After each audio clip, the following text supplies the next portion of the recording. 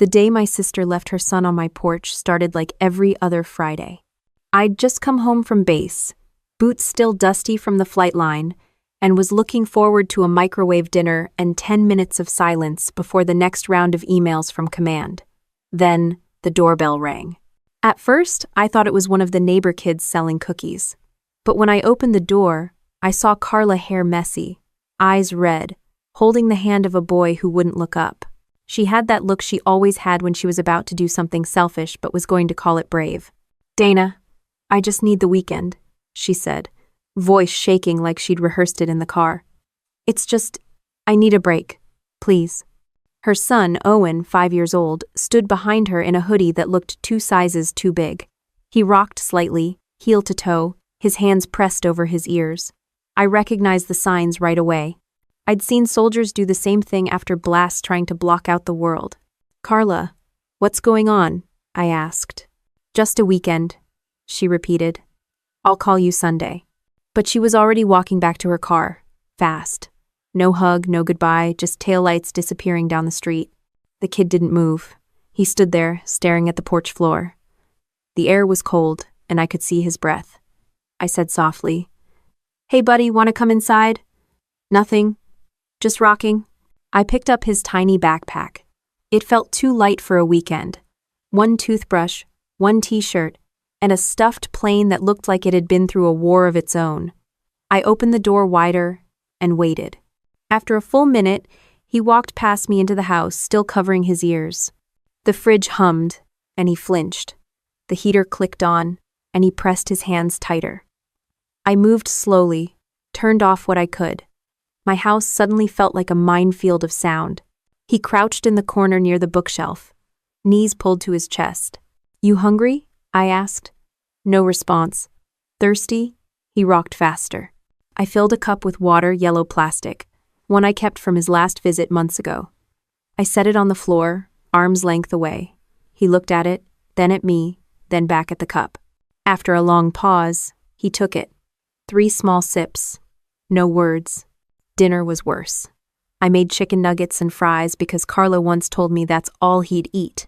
He turned away from the plate. "Pasta? No." "Sandwich?" He pushed it back. "Crackers?" 3, maybe 4. Every attempt felt like a test I didn't know the rules to. Bedtime? A disaster. He screamed when I tried to help him brush his teeth, not crying, screaming. I stepped back, and he stopped. I told him he could skip it. Tried to tuck him in. He threw the blanket off. Tried again. He screamed louder. So I left the blanket folded at the foot of the bed, said goodnight from the doorway, and let him be. I didn't sleep that night. I heard him humming, a low monotone sound that filled the hallway, the kind of noise that sits in your bones. I'd led night drills and thunderstorms quieter than that. Saturday morning, I called Carla. No answer. Left a voicemail. "Call me back. I need to know what he eats, what his routine is." Nothing. Called again, and again. By Monday, I'd called 10 times.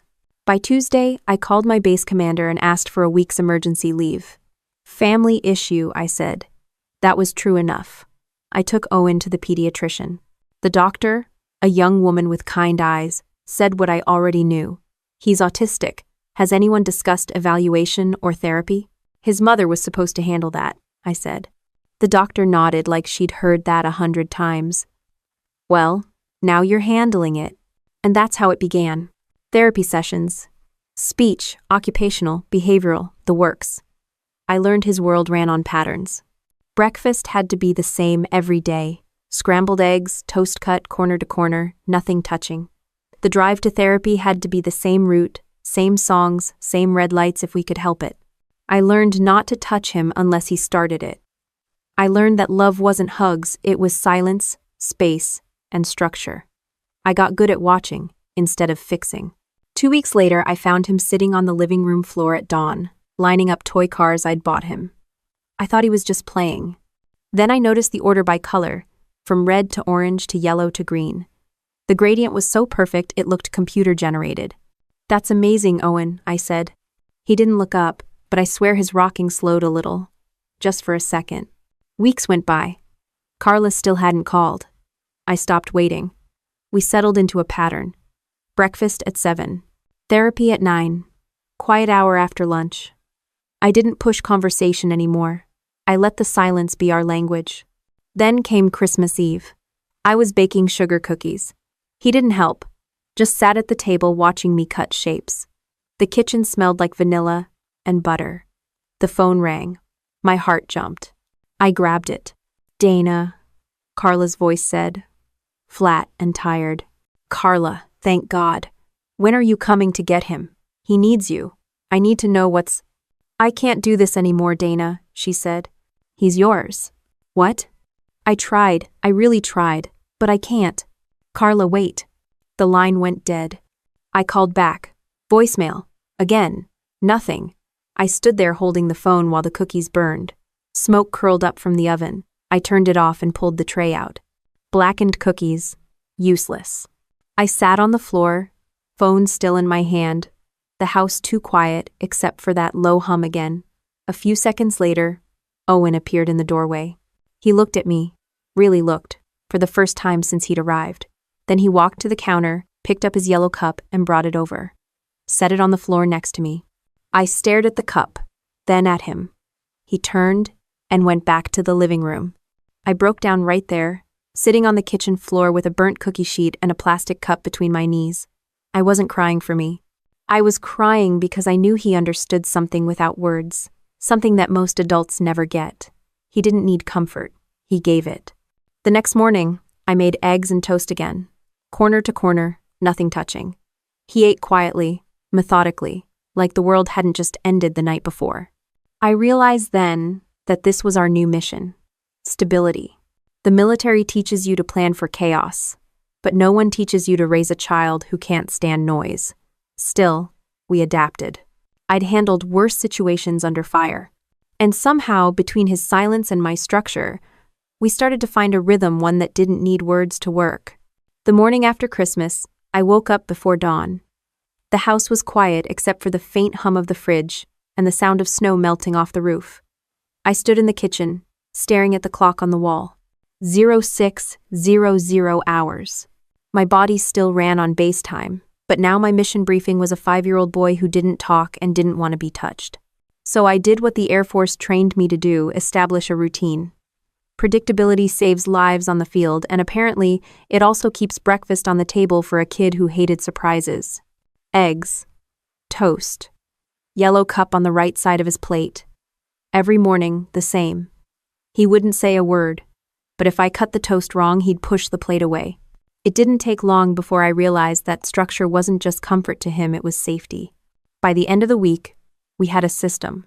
I woke him at 0700, breakfast at 0715, therapy at 0900, grocery stop at 1000, 300, cartoons at 1000, 600, bedtime at 2000. My house started to feel like a base again, tight schedule, low noise, and one very small commanding officer who ran the show without saying a word. He didn't smile much, but I started to see signs of calm. He'd hum the same note softly when things felt okay. If the hum changed pitch, I knew we were in trouble. Once, the power flickered during a storm, and that hum turned sharp and fast like an alarm. I got down on the floor beside him and said, "It's okay. Power's just out." Then I did the dumbest thing, I started humming too. Off-key, terrible, but it worked. His tone softened. For the first time, he looked at me, just a glance, but it was enough. I learned more from those small moments than any parenting book could ever teach. Every Friday, he'd line up objects, pencils, spoons, paper clips by size or shade. Once, he arranged my medals on the coffee table in perfect symmetry. I walked in, ready to tell him not to touch them, then stopped. He'd placed my Air Force Achievement Medal dead center, flanked by 2 commendations, perfectly aligned by the ribbon's colors. It was flawless. "That's actually regulation perfect," I said. He didn't react, but something in me did. The next week at therapy, Dr. Lin, his behavioral therapist, asked if I'd noticed patterns. I almost laughed. "Patterns are his first language," I said. She nodded. "Then that's how you'll reach him. Find his pattern and join it." That line stuck with me. It sounded like something my old commanding officer would have said. Different mission, same logic. Months passed. Spring came. The snow melted, and we started walking to the park. He didn't play with other kids, just sat on the bench counting leaves or tracing cracks in the pavement. Once, another parent tried to make small talk. "He's quiet," she said, with that tone people use when they think they're being kind but really mean strange. "Yeah," I said. "Quiet's underrated." She didn't know what to say after that. By his 6th birthday, I had a stack of notebooks filled with his progress notes, therapy summaries, and meal plans. Everything labeled, dated, cross-referenced military precision applied to motherhood. I called it Operation Stability.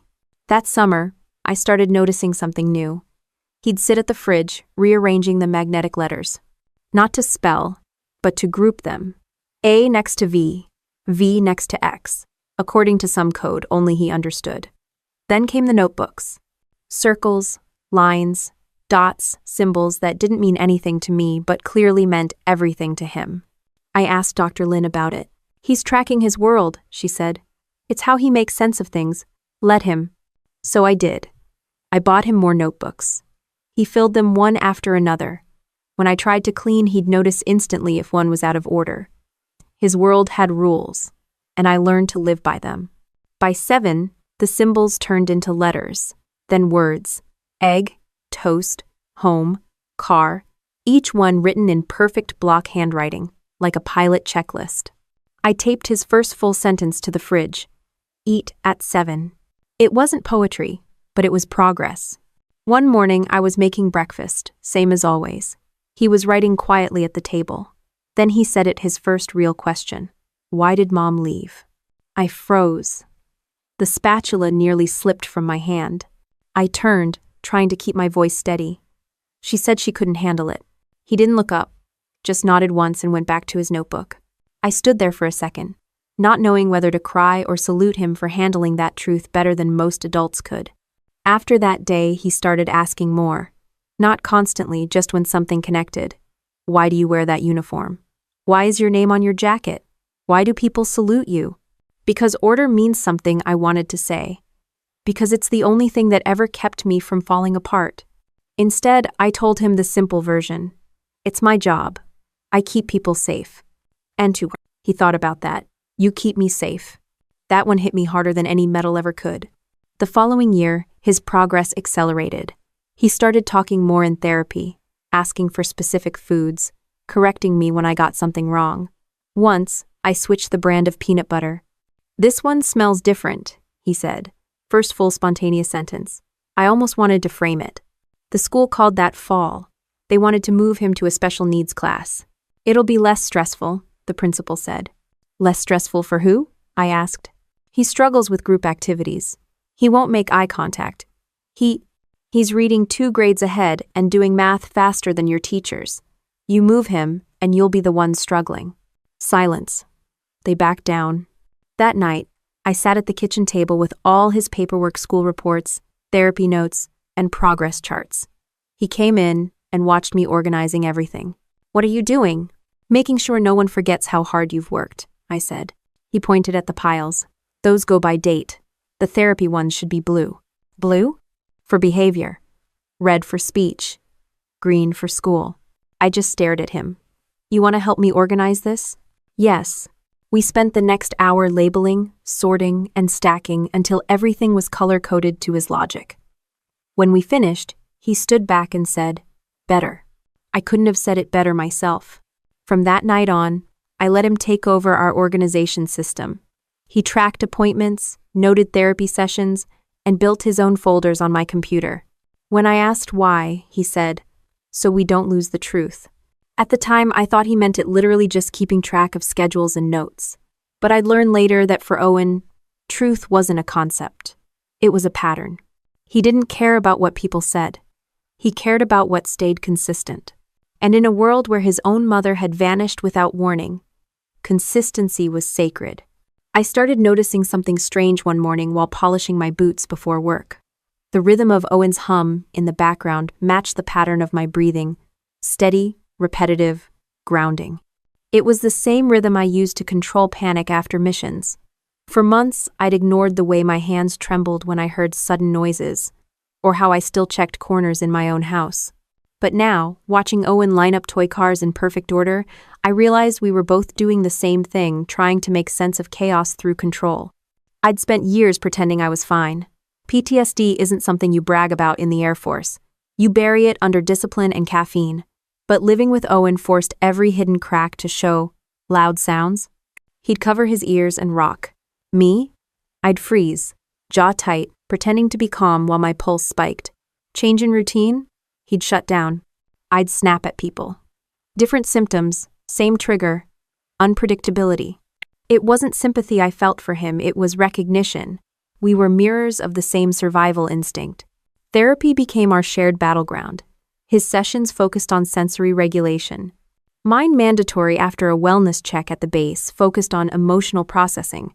The military phrased everything like a checklist. Process, adjust, execute. My therapist, Dr. Reese, wasn't having it. You can't out discipline trauma, she told me. Watch me, I said. She smirked. That's not healing, that's command structure. Maybe so, but it worked at least until it didn't. One afternoon, Owen's therapist, Dr. Lynn, asked if I'd sit in during his session. He was practicing communication through shared activity. They handed me a puzzle, one of those 1,000-piece disasters that test your patience and your eyesight. Owen didn't look at me, just started sorting edges by color. No instructions, just motion. For 30 minutes, we worked side by side in silence. Then he said, "You breathe loud." I laughed. "You should hear me when I'm mad." He didn't smile, but his hands stopped shaking. That was progress. Later that week, I brought home a model jet kit from the base store. Thought it'd be something we could do together. He studied the pieces like a bomb technician. "Missing part," he said. "How can you tell?" "The pattern's off." I checked the instructions. Sure enough, one wing section missing. The kid's brain was a radar. He could detect disorder faster than any military scanner I'd ever used. Integrity equals truth plus pattern. I told him one night while he organized his books by spine width. He glanced up. Integrity? It means you do what's right even when it's hard. In the Air Force, that's rule number 1. He went back to his books. Hard for people. Yeah, I said. It usually is. Howl. That became our thing. Little lessons mixed with our routines. Every breakfast, I'd throw in a word. Integrity. Consistency. Precision. He didn't always respond, but he remembered. Sometimes he'd repeat the words later, out of nowhere, like his brain was testing how they fit. By the time he turned 9, his precision started bordering on genius. He'd time our drives to the minute, noting which traffic lights stayed red longest. Once, he told me, the light on Elm lasts 45 seconds longer than the one on Union. I laughed until I timed it myself. He was right. One day after therapy, he asked, "Why do you wear the uniform if it makes you sad?" That hit harder than I expected. "What makes you think it makes me sad? You don't blink when you talk about it." He wasn't wrong. The uniform was both pride and prison. It gave me purpose but reminded me of everything I'd lost. Friends, sleep, maybe a bit of myself. I told him the truth. Because it matters. Because someone has to hold the line. He thought about that for a long time. You hold lines, I hold patterns. Guess we're a team then, I said. Team Miles, he replied, and for the first time he smiled. That night, while I was cleaning dishes, I caught my reflection in the window, tired, older, jaw clenched like always.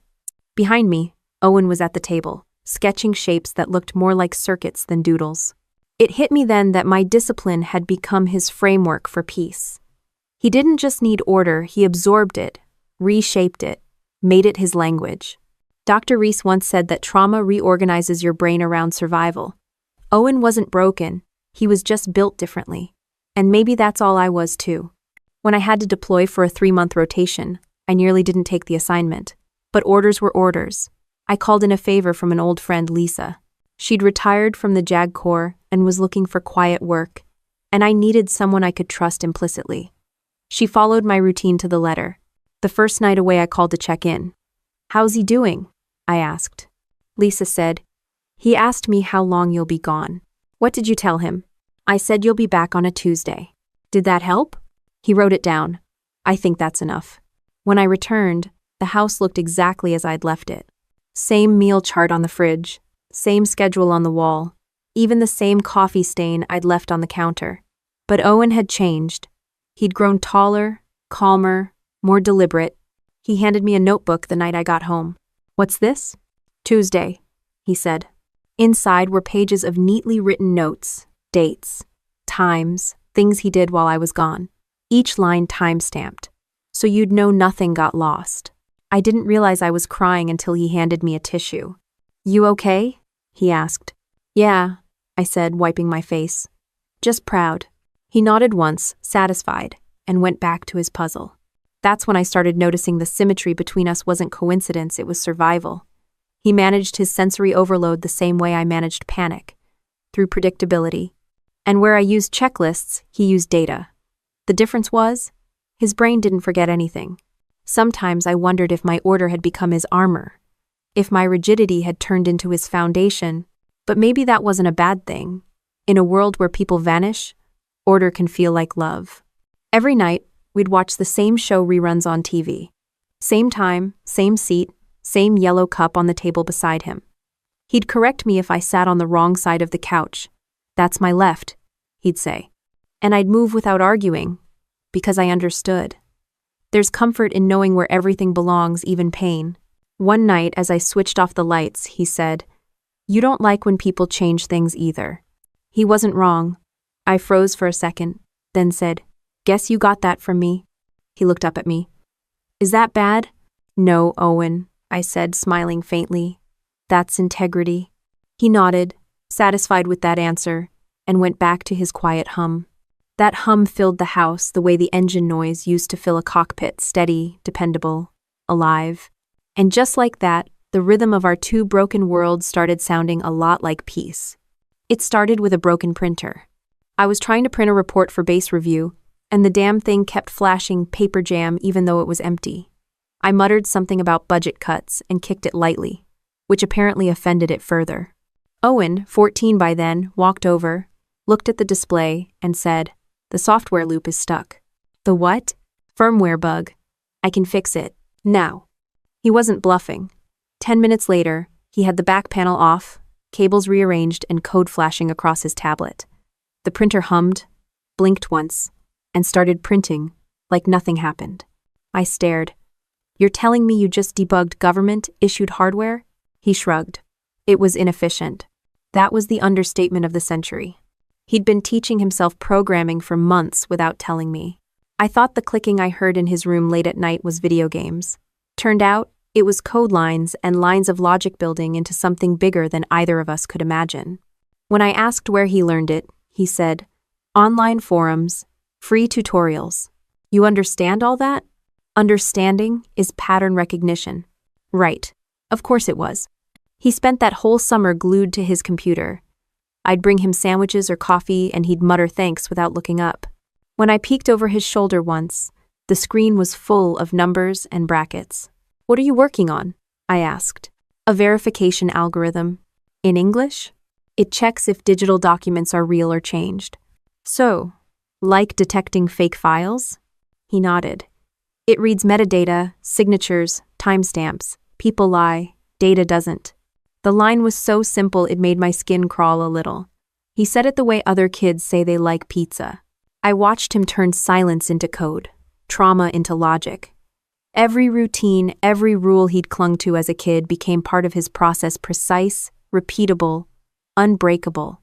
He called his first version Sentinel Chain. The name made sense.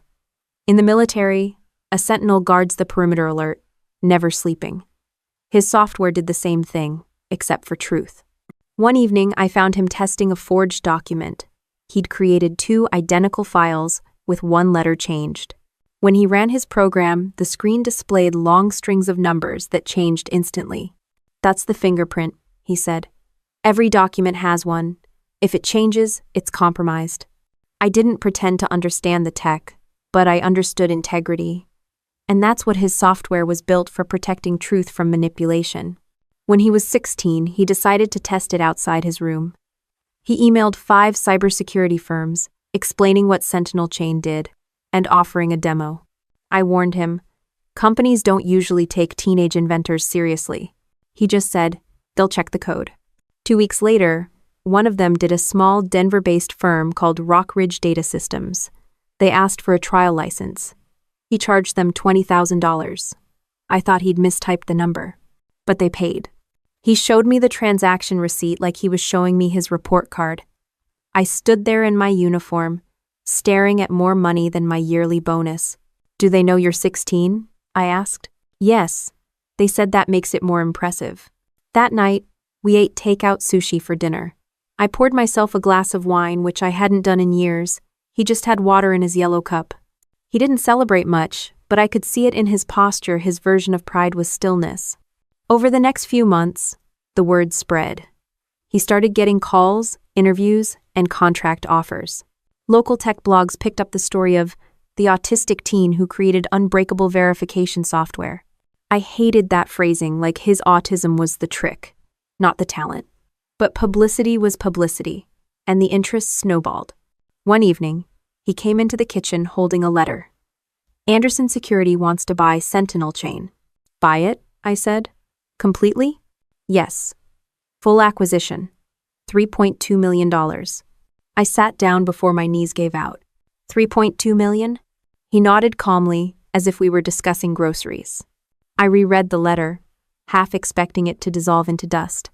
You sure this is real? They verified it, he said, dead serious. He negotiated with their legal team himself. I brought in a lawyer, Linda Reyes, a sharp woman I knew from my JAG contacts who specialized in IP for veterans. Ethan didn't care about the praise. I just want to make sure it works, he said. After the deal closed, Anderson issued a press release. The local news showed up at our door, reporters, cameras, all of it. They wanted footage of the brilliant young inventor. I didn't want them inside, but Owen said, let them. The reporter, a young woman with too much energy and too little patience, asked him, what inspired you to create Sentinel Chain? He looked directly at her camera. People lie. Documents shouldn't. She blinked. That's deep. He didn't reply, just went back to his computer. That night, his story aired across Colorado. Local teen creates $3, 2M verification system. They used slow-motion shots of him typing, dramatic music, the whole emotional package. I watched it with him, waiting for a reaction. When it ended, I asked, how do you feel? He said, fine. But over the next few days, I noticed something off. He wasn't sleeping well. He'd stare out the window, quiet even by his standards. One night, I found him sitting at his desk with his old notebooks spread out, the ones filled with patterns, shapes, and timelines from when he was little. What are you looking at? I asked. Everything, he said. I need to make sure it all adds up. Adds up to what? To what's real. I didn't press him. Whatever was going on inside his head, he was organizing it. That's what he did when something didn't make sense. He searched for the pattern until he found peace in it. I went to bed early that night. Around 2 a.m., I woke up to the faint sound of his keyboard clicking. Same rhythm as always. Repetitive, calm, purposeful. I almost went to tell him to get some sleep, but something told me not to. He was working through something the only way he knew how, through order. When I left for base the next morning, the smell of coffee filled the kitchen. His yellow cup sat exactly where it always did. For the first time in years, I realized he didn't need me to hold the line anymore. He'd built one of his own, and it was made of code, not fear. The knock came 2 weeks after the news story aired. It was a Tuesday, 14 inches the afternoon, I know, because Owen logged everything down to the minute. I was wiping down the counter halfway through a second cup of coffee when the doorbell rang. Outside stood a woman in a gray suit and a man with a briefcase. It took me half a second too long to recognize her. The jawline was sharper, the hair shorter, but the smile fake, stretched thin across regret, was the same. Hi, Dana, she said. It's been a long time. My throat went dry. Carla. Her eyes flicked past me into the house. Is he here? Before I could answer, the man beside her stepped forward. I'm Mr. Walsh, legal representative for Miss Bennett. Representative. The word hit like static. Carla kept smiling. that polished, polite smile she used to give teachers when she was about to lie. I think we should talk inside. Everything in me screamed no, but my body moved anyway. Old habits: stay civil, stay calm, assess the threat. They stepped into the kitchen like they owned it. Carla's eyes went straight to the photos on the wall. Owen at the science fair. Owen holding his therapy award. Owen standing next to me at the Air Force Appreciation Dinner. She stopped at that one. "You've done a great job, Dana," she said softly. "Really, better than I ever could have." "That's true," I said. Her lawyer opened his briefcase and laid out papers across my table, the same one where Owen learned to read. "We're here regarding custody and financial guardianship of Owen Bennett," he said. "As his biological mother, Miss Bennett retains parental rights. Given his recent financial success, she wishes to resume an active role in his life." "Active role?" I said. "She left him on my porch like a package." "That's not accurate," he replied smoothly. "Miss Bennett maintained consistent financial and emotional involvement through approved channels." Owen appeared in the doorway before I could respond. He didn't say anything, didn't move, just watched. "Hi, sweetheart," Carla said, her voice suddenly soft. "You've grown so much." He looked right at her, expression flat. "I don't know you." The silence that followed could have cut steel. Carla blinked, flustered, then forced a smile. "Well, that's okay. We have time to fix that." Her lawyer cleared his throat. "We'll need you to review these documents, Miss Miles. They outline Miss Bennett's prior financial support money orders, correspondence, and visitation records." I picked up the top page. The formatting was flawless: dates, signatures, even official stamps. It looked real. Too real. "These are fake," I said. "Unless you can prove that," Walsh said, "the court may rule in our favor." I laughed, short and sharp. "You're seriously trying to take custody now? After 11 years? "We're not asking for physical custody," Carla said quickly. "Just guardianship over his financial assets until he's of age. I want to help manage his future. You've done so much, but this is bigger than you, Dana." "Don't," I said. "Don't pretend this is about him." "It is," she said. "You don't understand the kind of attention this kind of money brings. He needs protection." "From who?" She paused just long enough for the answer to sting. "From you, if necessary." That was the moment I realized she hadn't just come for money. She came to erase me from the story. Walsh gathered the papers neatly. "We'll expect your legal response within 10 days. They left the same way they came in. Polite, cold, professional. The sound of their car faded down the street. Owen stood still, hands at his sides. "Are they lying?" "Yes," I said. He nodded once. "Okay." Then he went back to his room like nothing had happened. I called a lawyer that night, a woman named Linda Reyes, former JAG officer turned family attorney. She had that same military efficiency I trusted instantly. I sent her scans of every school record, every therapy note, every bank statement I'd saved. The next morning she called. "Dana, I reviewed their documents. If they're forged, they're damn good. Signatures match, dates line up, and the notary stamps check out on public record." "They're fake," I repeated. "I believe you," she said, "but belief isn't enough. We'll need proof." "I have 11 years of proof. Do you have legal guardianship papers?" That question froze me. "No. Carla never signed anything. She just left." Linda sighed. "Then technically, her parental rights were never terminated. She's still his legal guardian on paper." End quote. I felt the floor drop. "So she can just walk back in and take control?" "She can try," Linda said. "But the court will decide based on evidence and intent. We'll fight it." For the next week, I barely slept. I combed through every file cabinet, every binder, every folder Owen had ever helped me organize. There was no custody form, no signature, nothing that legally gave me authority beyond what schools or doctors had accepted informally. Owen watched me pacing one night. "They're trying to rewrite things," he said. "I know. I just don't know how to stop them." He tilted his head slightly. "Truth leaves patterns." "What does that mean?" "You'll see," he said, and turned back to his computer. The hearing date came faster than I expected. I showed up in uniform. It wasn't required, but I needed armor. Carla wore beige, the color of fake humility. She smiled at me across the table like we were sisters at brunch.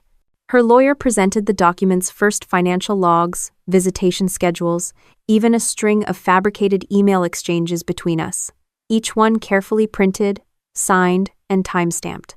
When it was my turn, I handed Linda the binders. She laid them out in front of the judge, years of therapy records, school attendance logs, and receipts, proving I'd paid for everything myself. The judge flipped through them, face unreadable. "Miss Miles," she said finally, "I see substantial evidence of your involvement, but I also see no formal guardianship paperwork. That complicates things." "Your Honor," Linda said, "Miss Bennett abandoned her child at age 5 and made no attempt to contact him for over a decade." Carla's lawyer jumped in. "That's false. Miss Bennett faced personal hardships, but remained in consistent communication through verified channels." "Verified by who?" I snapped. "By documentation," he said smug. The judge raised a hand. "Let's keep it professional." "Professional?" "Sure. Nothing says professional like watching your sister weaponize paperwork against you." The hearing adjourned without resolution. The judge wanted time to review. We walked out into the hallway, the air too bright, the floor too shiny. Linda put a hand on my shoulder. "We'll get them. We just need something that proves those documents are forged." Owen walked beside me, silent as always. Outside, the wind hit hard, cold, and clean. I asked him quietly, "You okay?"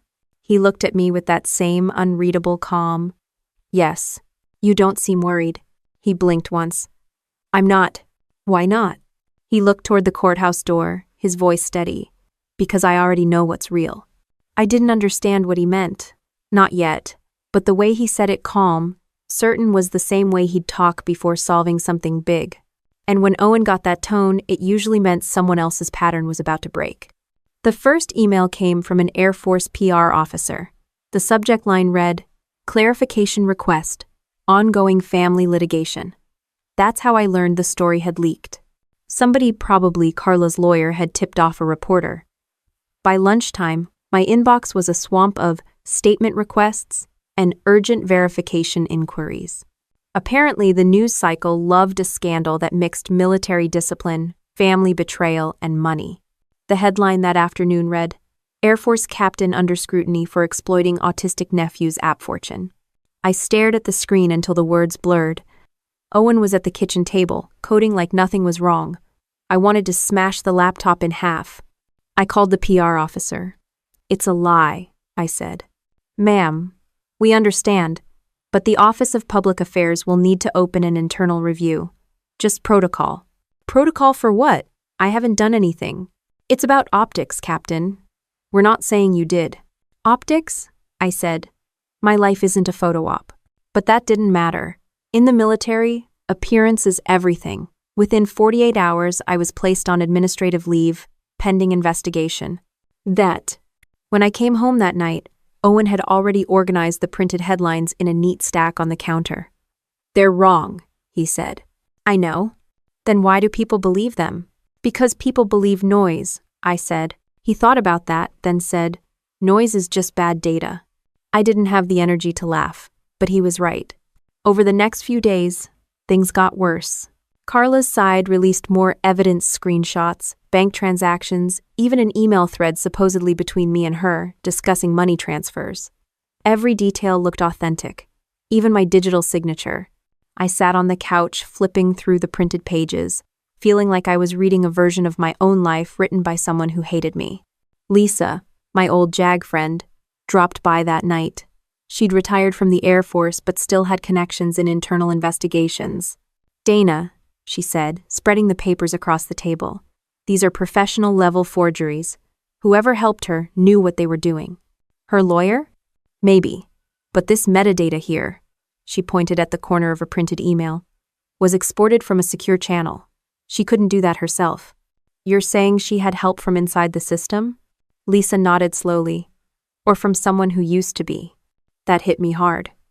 "Travis Keene," I said before she could. The name felt dirty in my mouth. Travis was a technician I'd served with years ago, smart, lazy, and always one step away from a misconduct report. He'd been discharged after falsifying maintenance logs. I hadn't thought about him in years. Lisa raised an eyebrow. "You still got his number?"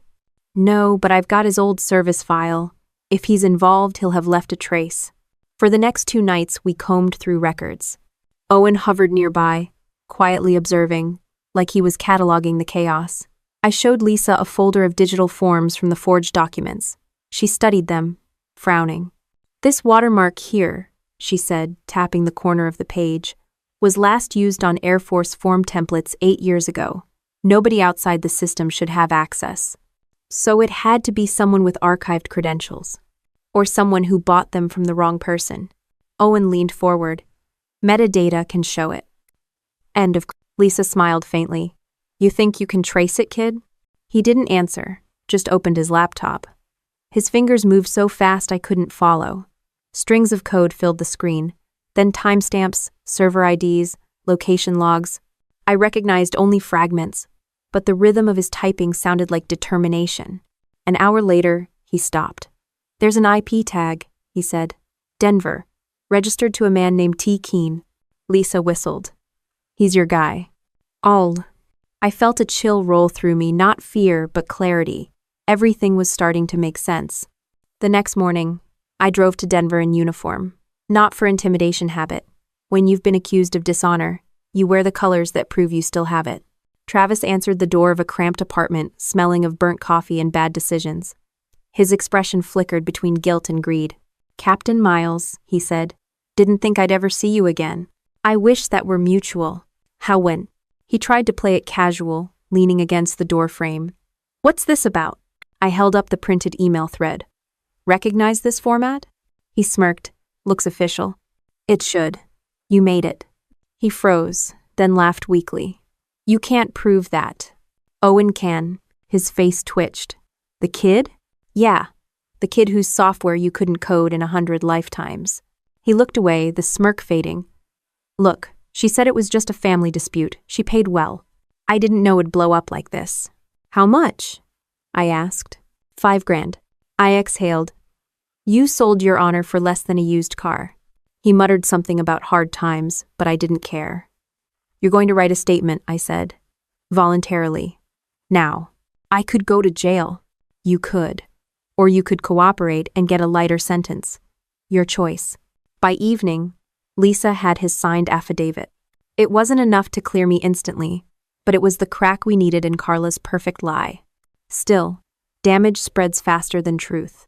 By the weekend, the Air Force suspended me officially. They called it Temporary Administrative Reassignment. Translation: sit down, shut up, and wait while we decide if you're a PR liability. I packed my uniform away and stared at the closet for a long time. For 20 years, the military had been my compass. Now it felt like a mirror that didn't recognize me. Owen found me there, sitting on the floor. You're not working tomorrow, he said, matter of fact. No, he nodded once. Then we can fix it. I looked up. Fix what? The data. She changed the pattern. He said it so calmly I almost didn't catch the weight of it. You think you can prove it? Yes, but I'll need access to the files she used. Lisa, sitting on the couch behind him, leaned forward. We can get a subpoena once the hearing resumes, but it might take weeks. Owen shook his head. We don't have weeks. She's uploading new versions to backdate them. How do you know that? I asked. He turned his laptop around. On the screen, lines of data pulsed in real time. Because she's doing it right now. Lisa stared. You're tracking her system live? He didn't answer, just said, truth leaves a pattern, lies leave noise.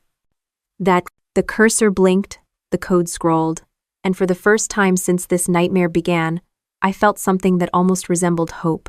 Not because the situation was fixed, but because Owen was right. He'd always been right.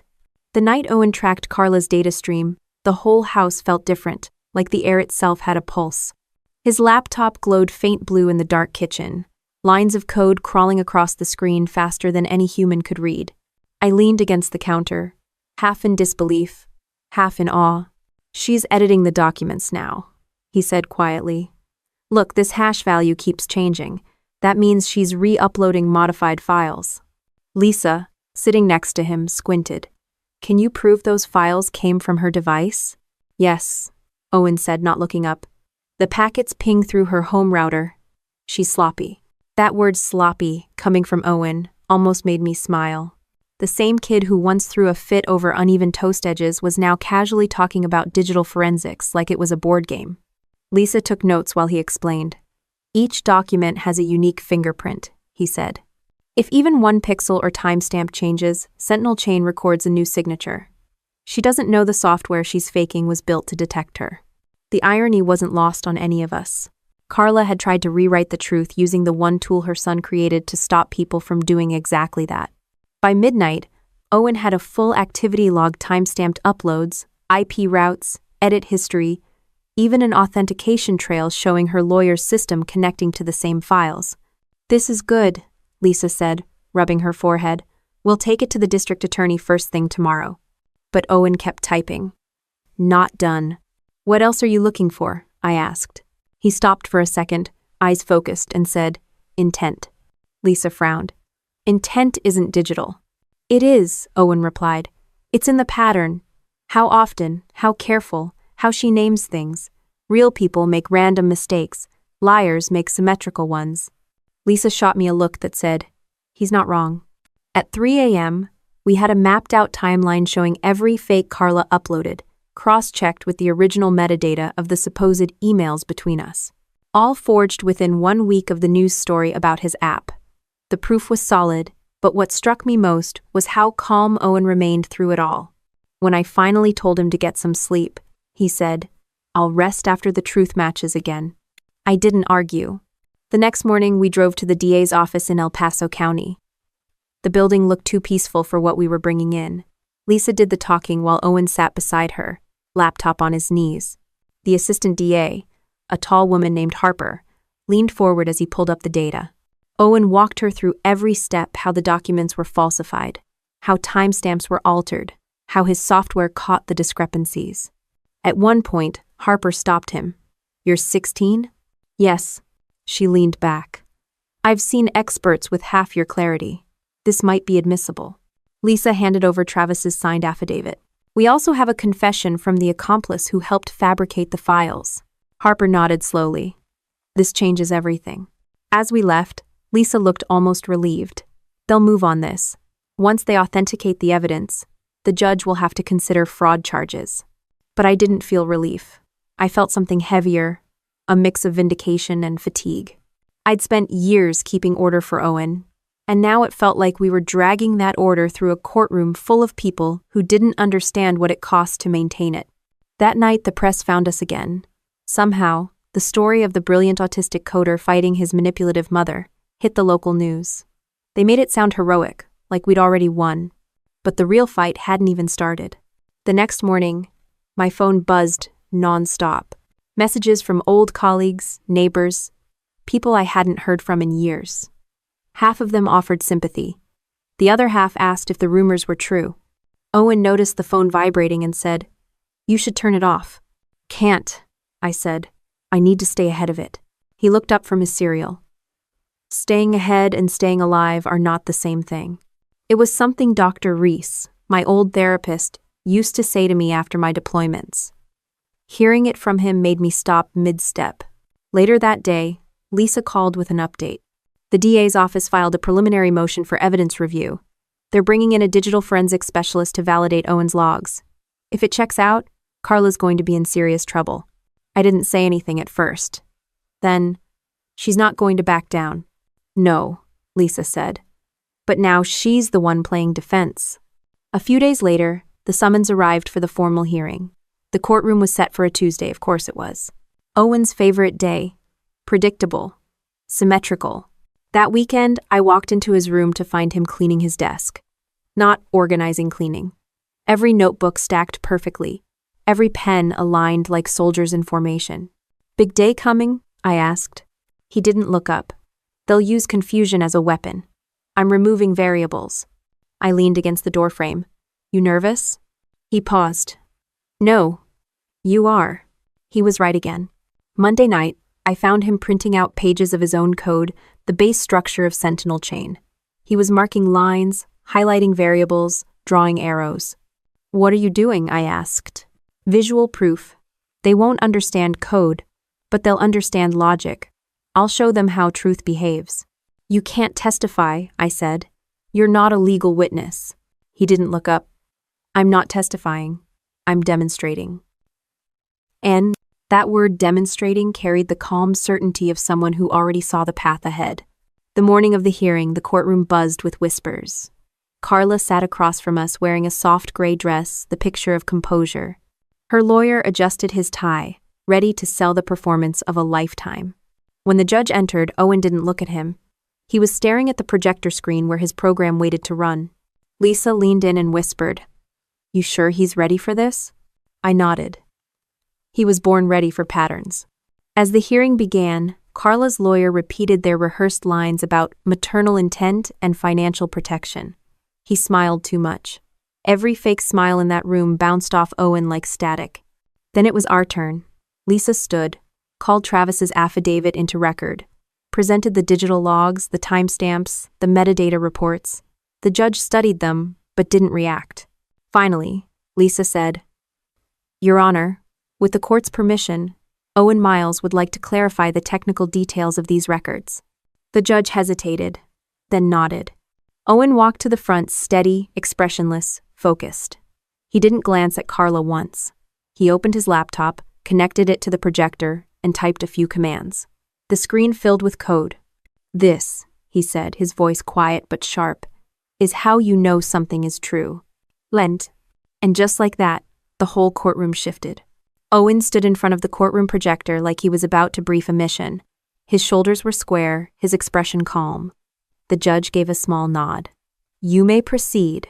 He didn't look at Carla, didn't glance at her lawyer. He just said, "When a document is real, it carries a mathematical signature. When it's altered, the signature breaks. I built Sentinel Chain to show those breaks." The lights dimmed as he hit a key. The first slide came up, two identical-looking files side by side. To most people, they were the same.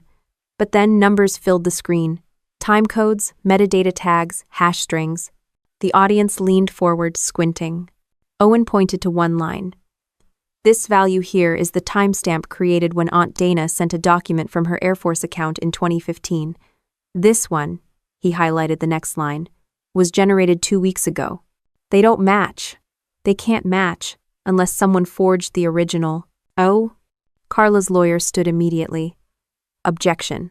The witness is a minor, and this information is highly technical." The judge waved a hand. "He's not testifying. He's demonstrating. Continue, young man." Owen nodded once and clicked again. The next slide showed a sequence of connected dots, an animation tracing the IP trail from the source document to the forged version. Each pulse was a digital breadcrumb. "This IP address," he said, "belongs to a Denver service provider. It matches one used by a former Air Force technician named Travis Keene. He confirmed he was paid to copy and modify files." Carla's jaw tensed. Her lawyer shuffled papers, pretending to look for something that wasn't there. Owen wasn't performing. He was explaining, precise and calm. "This next sequence shows the emails Carla presented as evidence. You'll see multiple inconsistencies, metadata, embedded fonts, and revision histories that prove they were created after the news of Sentinel Chain's sale." He tapped another key, and the screen showed the words, "Data doesn't lie." I could hear the quiet hum of the air conditioner and the faint clicking of pens from the jury box. Every movement in the room had slowed to match Owen's rhythm. Carla finally snapped. "You're turning my son against me," she shouted, voice cracking. The judge's gavel hit hard. "Miss Bennett, you'll control yourself." Owen didn't flinch. He looked at her for the first time in years and said, "You turned yourself." That one sentence seemed to drain the air from the room. Lisa stood. "Your Honor, as the record shows, the fabricated files were created by Miss Bennett with assistance from Mr. Keene. The defendant not only attempted to defraud my client but to discredit her publicly. We're submitting digital evidence verified by the DA's forensic team, confirming every alteration." The judge turned toward Carla's lawyer. "Do you contest this?" He hesitated too long. "We request an independent analysis, Your Honor." The judge shook her head. "That's already been done. The analysis stands." Carla sank back into her chair, face pale, hands twisting her bracelet. Owen looked down at his laptop again. "May I show one more thing?" he asked. The judge hesitated, then nodded. Briefly. He pulled up one final display, a visual graph of document histories, colored threads branching like veins across the screen. This is the full record of everything Aunt Dana did for me. Every form, every signature, every medical appointment, every school authorization. They form one continuous chain. He highlighted one uninterrupted blue line. And this is what truth looks like. No breaks, no gaps. Well, then he clicked again, overlaying Carla's timeline, a red web full of holes and mismatched timestamps. And this is what lies look like. No one spoke. Even the bailiff stopped pretending to watch the clock. The judge finally leaned forward. That will be all, Mr. Miles. You may sit. Owen nodded once, unplugged the laptop, and returned to his seat beside me. His hands were steady. Mine weren't. The rest of the hearing moved quickly. The DA submitted Owen's data as evidence, along with Travis Keene's statement. Carla's lawyer tried one last desperate argument about maternal misunderstanding, but it was drowned out by the weight of math. You can argue emotion, but you can't argue hash values. When the judge finally spoke, her tone was firm. The court finds Miss Bennett guilty of document falsification, attempted fraud, and perjury. Custody and guardianship remain with Captain Dana Miles. Additionally, due to the defendant's actions, sentencing will include restitution and community service. I didn't smile. Neither did Owen. We just sat there in the hum of justice being restored. Carla's lawyer gathered his briefcase, like it might protect him from humiliation. Carla turned once before leaving, her expression collapsing from defiance into something emptier realization, maybe, not regret. That would have required empathy. As she was led out, Owen leaned over and said softly, "She tried to break the pattern. That never works." I let out a shaky breath and managed a small nod. "No, it doesn't." Lisa squeezed my shoulder. "You did it, Dana." I shook my head. "He did." Owen didn't respond, but his eyes flicked toward me, calm and sure. Outside the courthouse, the air felt sharper, like it had been waiting for this release. A few reporters called my name, shouting questions. "Captain Miles, is it true the Air Force was investigating you? Did your nephew really expose his own mother?" I didn't answer. Owen didn't even glance their way. He just walked to the car and got in, buckling his seatbelt like it was any other day. Halfway home, he said, "The system's restored." "What system?" "The truth," he said simply. "It's running clean again." End of rep. That night, after dinner, he sat at the table sketching something in his notebook columns of data, arrows, connections. "What are you working on?" I asked. "An update. For Sentinel Chain?" He nodded. "To make it stronger, so no one can use it to lie again." I watched him draw, his hand moving with the calm precision of someone who didn't carry resentment, just purpose. For the first time in months, maybe years, I felt the tension in my shoulders finally ease. The world outside still thought this was a story about a prodigy who beat a scam. But for us, it was never about money. It was about the line between order and chaos, truth and noise, and the quiet power of someone who could tell the difference. Owen closed his notebook and looked at me. "Aunt Dana," he said, "you always said order is love." I nodded. "Still true." "Then we're good," he said. And somehow, in that moment, I believed it. The courthouse had emptied out, but the sound of that gavel still echoed in my head. Not because of the verdict those words were expected, but because of how Owen had delivered it without saying much at all. It wasn't anger or revenge or triumph. It was precision. The kind that left no room for argument.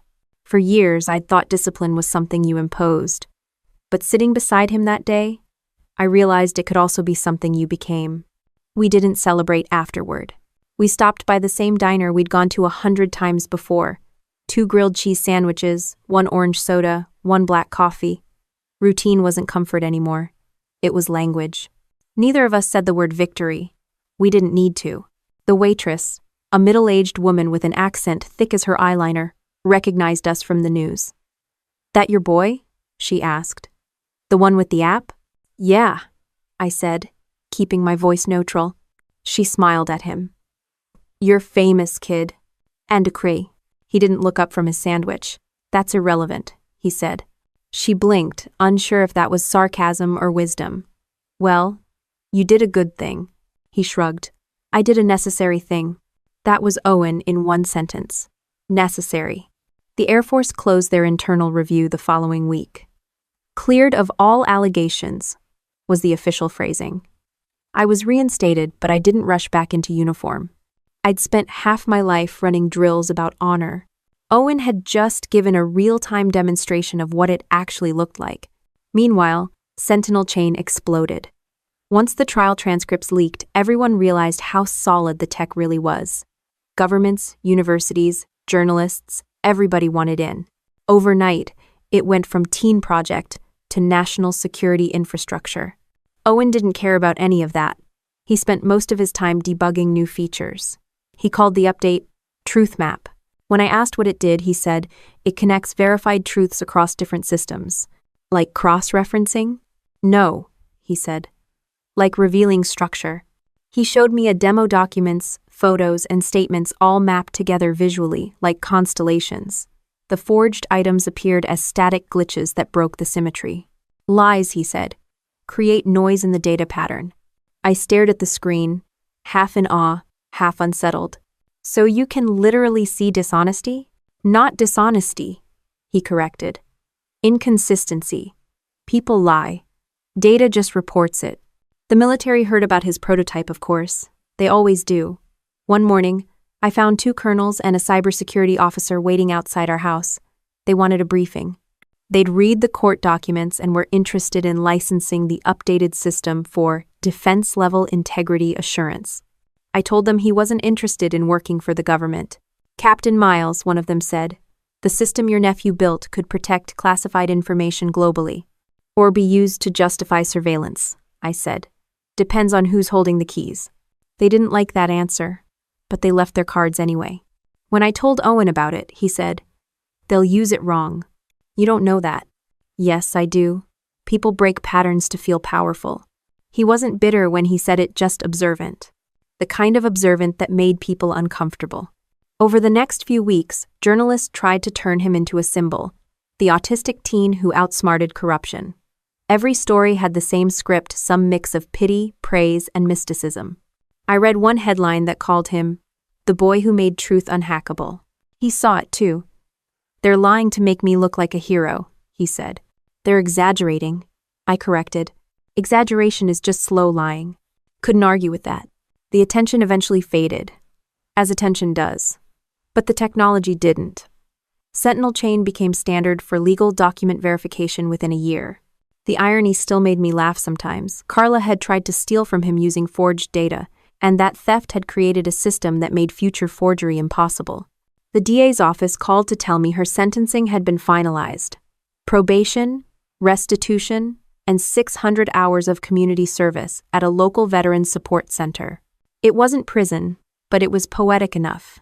Owen didn't react much when I told him, just said, she'll learn patterns there. I didn't ask what he meant. We started a foundation soon after his idea, not mine, the Eagle Path Foundation.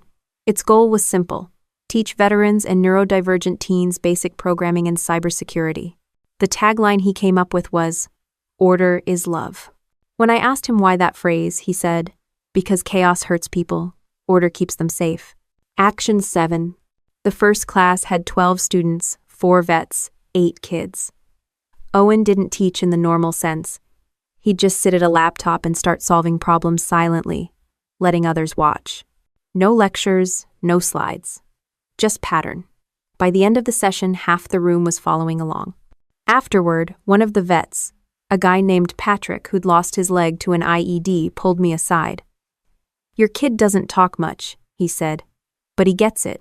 He gets how noise can wreck your brain. Unquote. That night, I told Owen what Patrick said. He just nodded and went back to coding. He's right, he said. Noise breaks trust. That's why I build filters. I didn't realize it until then, but that's what he'd been doing all along, building filters. For data, for people, for life. A world too loud needed someone like him to make it readable again. One morning, months later, I got a letter from Carla. No apology, no explanation, just a single handwritten line. I didn't know how to be her sister or his mother. I hope you can do both. I showed it to Owen. He read it once, expression unchanged, then handed it back. It's inconsistent, he said. How so? She says she hopes. But hope isn't data. That was the closest thing to forgiveness I'd ever hear from him. By the time he turned 18, he'd already been invited to speak at tech conferences across the country. He turned most of them down. Too many microphones, he said. Instead, he wrote short online essays about ethics in AI, about truth as architecture, about how order wasn't control, it was care. People called them manifestos. He called them documentation.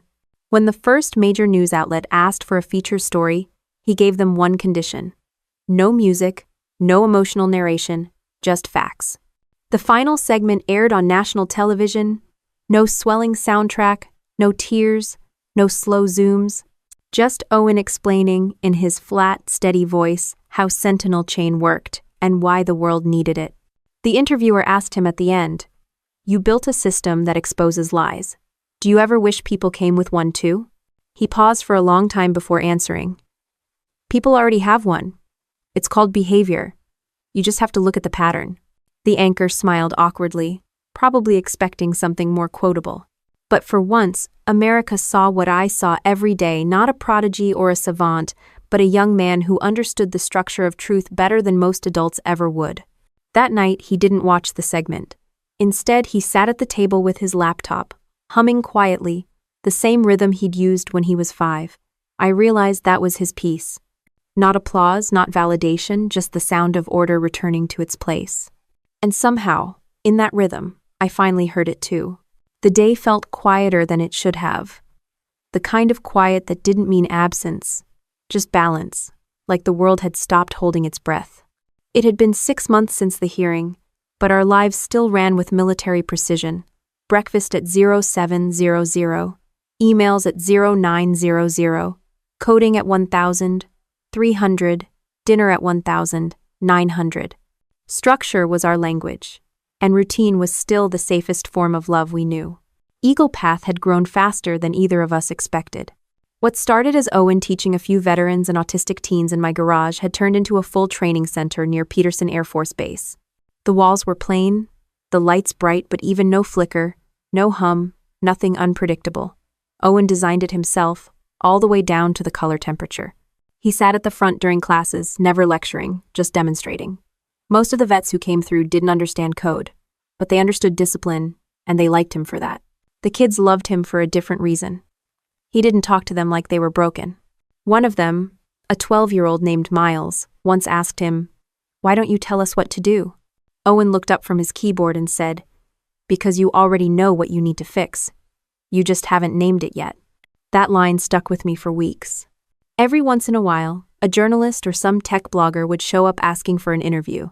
They wanted the headline, "Autistic teen who exposed his mother now builds empathy through code," but he never accepted. "I'm not a story," he'd say. "I'm a process." I'd just laugh. That's the most Owen thing I've ever heard. He didn't disagree. Carla's court-ordered community service brought her to the same base area. She volunteered at the Aurora Autism Resource Center, ironically, just 2 blocks from Eagle Path. I didn't plan to see her, but fate doesn't check schedules. It was a Thursday morning when I ran into her in the parking lot. She was carrying a box of donated toys, hair tied back, wearing one of those volunteer vests that made everyone look equally tired. For a long moment, we just stood there. She looked older than I remembered, not ruined, just worn down in a way that honesty can do to a person once it finally catches up. "I heard about Eagle Path," she said softly. "It's good work." I nodded, keeping my arms crossed. "It's Owen's work. And," she hesitated. "How is he?" "Focused," I said. "You'd probably call it obsessive. I call it purpose." She looked down, nodded. "I deserve that." I didn't argue. Before she could leave, I asked, "Why volunteer here? You could have done your hours anywhere." She looked up, eyes steady for once. "Because I needed to see what I didn't understand." I didn't forgive her. Not there, not then. But I didn't hate her anymore either. Hate is just another kind of noise, and Owen had taught me enough about filters to know when to use one.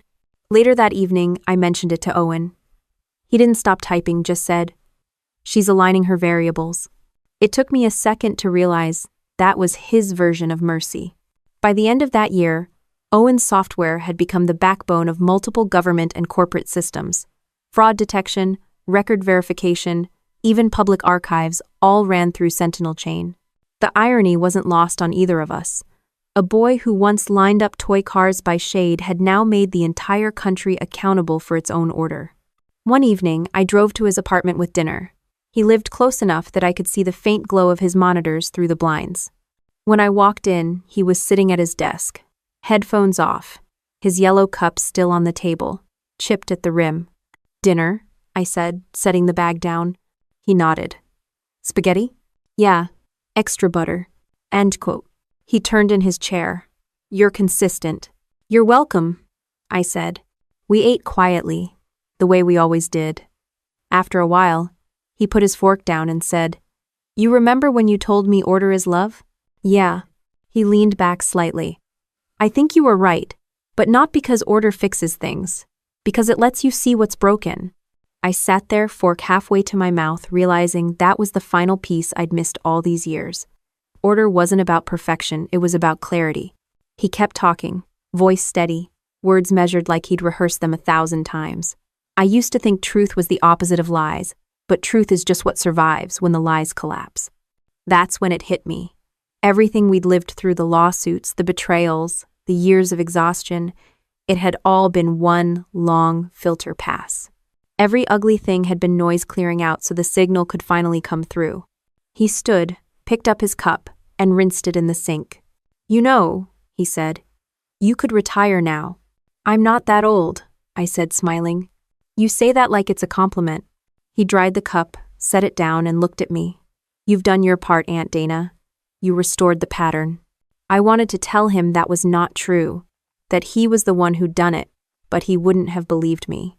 For him, everything was shared credit. Every result was co-authored by structure. I drove home that night under a clear Colorado sky. The mountains in the distance looked like they'd been carved by geometry itself, sharp, defined, symmetrical. For once, I didn't feel like I was surviving anything. I was just existing in the right order. A few months later, I got a message from Lisa. "You're not going to believe this," she said. "The DoD just contracted Eagle Path to build a system-wide truth verification tool for mission logs. They want Owen to lead the research advisory." I laughed. They're finally learning to outsource integrity. That same week, Carla's volunteer term ended. She sent one last letter, typed this time, not handwritten. No apology again, just a statement. "I've been reading to nonverbal kids." One of them smiled at me yesterday. I didn't think I deserved that, but maybe grace isn't about deserving. I showed it to Owen. He read it, then said quietly, "That's consistent." And somehow, I knew he meant it. By the time spring came around, the foundation had doubled in size. Veterans taught logic. Teens taught code. Everyone taught patience. Owen walked through the halls one morning, adjusting a monitor stand, straightening a cable, making sure everything worked the way it should. He wasn't obsessive. He was maintaining love. When he turned 19, we had dinner like always, eggs, toast, and that yellow cup. I asked him what he wanted next. He thought about it for a moment, then said, "Peace. But I'll settle for clean data." That made me laugh harder than I'd laughed in years. Before I left, he said something I didn't expect. "You know, Aunt Dana, people think I made an app, but really I just documented what was already there." "What do you mean?" "The truth," he said. "It's always there. You just have to stop lying long enough to see the pattern." That night, I drove home again on the same route, same lights, same turns. Not because it was habit, but because it was right. The world finally made sense, and for once, it stayed that way. I parked, stepped inside, and sat down at my kitchen table, the same one where everything had started years ago. There was still a faint mark on the wood, where his yellow cup used to sit. I traced it with my fingers, smiled, and whispered to the empty room, "Order is love." And for the first time in a very long time, that felt like the whole truth.